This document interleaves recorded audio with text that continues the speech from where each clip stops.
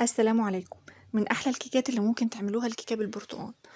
سهلة جدًا واقتصادية، هنعملها بطريقة جميلة وسريعة كله في الخلاط والنتيجة مضمونة إن شاء الله 100%. وبتبقى هشة وطرية وطعمها جميل جدًا. يالّا نشوف الطريقة. أول حاجة في الخلاط هنحط 2 بيضة وعليهم كيس فانيليا، كوباية من عصير البرتقال، وكوباية من السكر،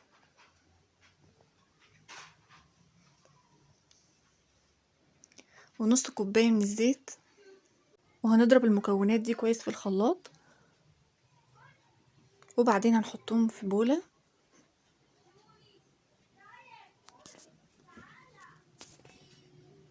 وهنضيف عليهم كوبايتين من الدقيق المنخول. المعيار كله يكون بنفس الكوباية، يعني الكوباية اللي نعمل بيها الدقيق هي اللي نعمل بيها الزيت والسكر وعصير البرتقال تبقى كوباية واحدة.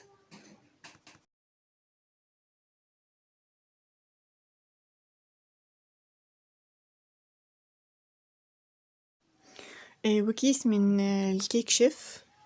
مكان البيكنج باودر ممكن تضيفوا مكانه بيكنج باودر، بس الكيك شيف بيدي نتيجة حلوة.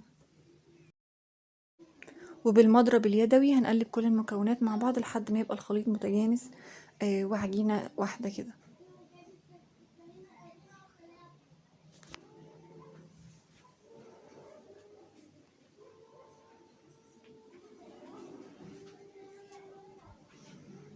بقى بالقوام اللي انتوا شايفينه ده.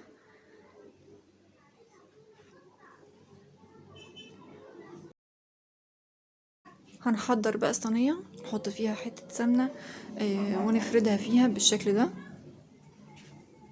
نغلفها بالسمنة كويس. الصينية دي مقاس 20 في 30. وبعدين نصب الخليط على الصينية المدهونة بالسمنة. سمنة بس من غير رش دقيق ولا حاجة، بتبقى كويسة جدا برضو وبتطلع زي الفل.